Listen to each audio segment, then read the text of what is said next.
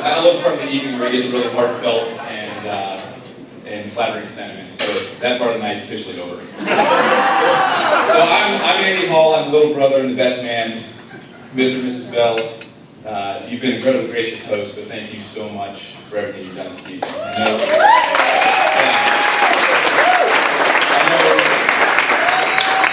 years ago when you envisioned Rachel's wedding, I'm sure it didn't include a drooling dog wearing a tuxedo in chapel, but it worked out, and you guys were really good sports, so thank you for this whole evening.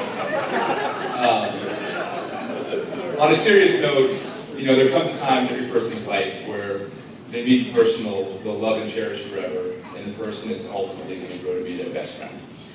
And for Charlie, that moment came 31 years ago when he met me. But I can't say we were best friends from the start. Charlie picked on me a lot, like, you know, all the brothers do. We were also really different. So Charlie was much more adventurous. He was much more outdoorsy. Charlie was a really hard worker who liked manual labor. I was more the type that liked to watch hard workers do manual labor. I was really into my sports teams. Charlie was really into his high school cheerleading squad. So there were a lot of differences.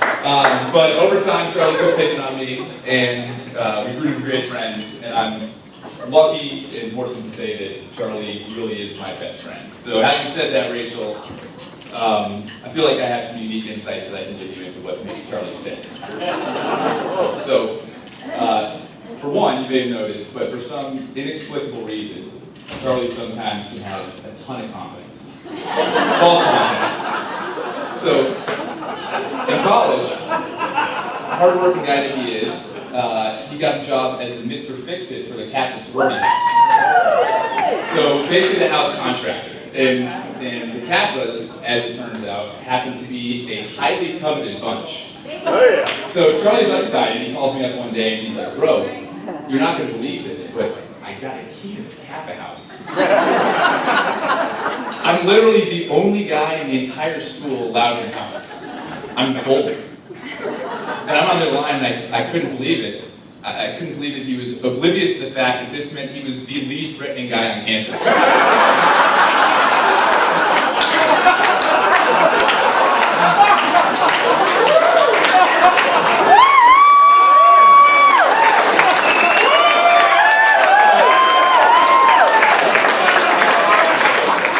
And I also envision Charlie at the front door using this key, walking in, thinking he has a chance, while the pikes are sneaking out the back.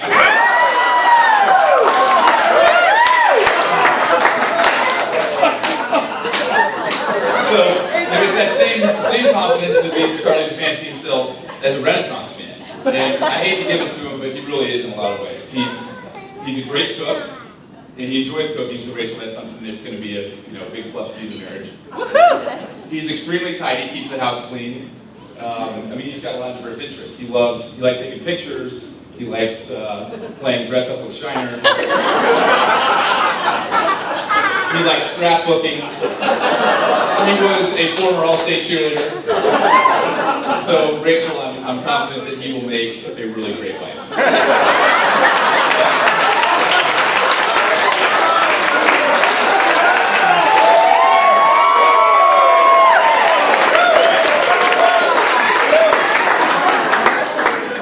And lastly, I don't need to tell you this, but Charlie's adventurous. He's the guy's whimsical, he's up for anything. Some may call him a wild card. So in high school, he took a spring break trip to San Diego with some girls, some of his cheerleading girlfriends. And they're all getting their belly buttons pierced. And the details of what happened next are fuzzy, but what I know is that Charlie comes home with his nipple pierced. True story. So, I forgot about that.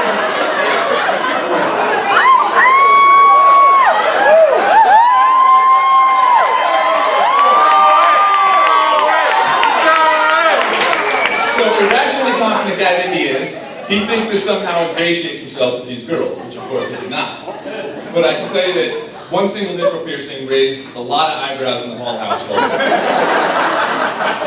15 years of skepticism, there's nobody that's happy about this wedding tonight than my dad.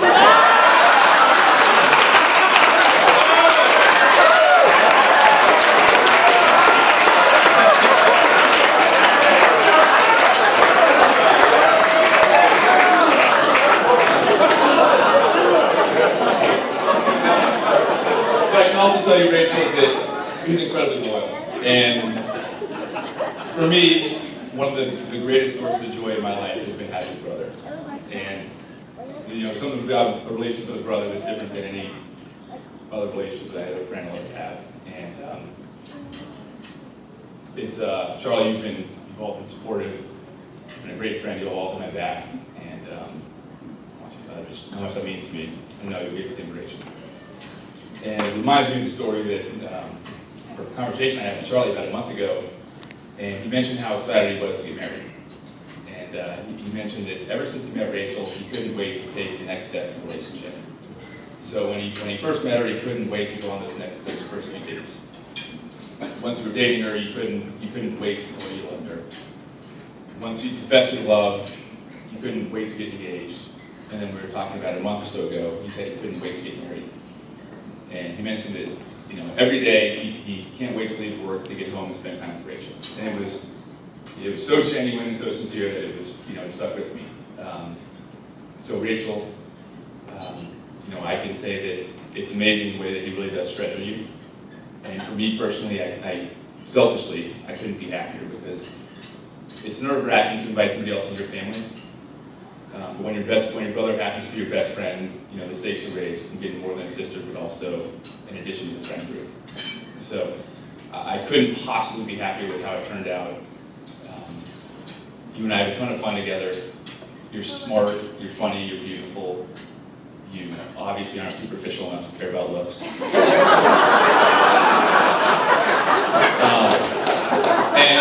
So I'm incredibly excited to welcome you to the family. I think we're going to have a lot of fun years together. So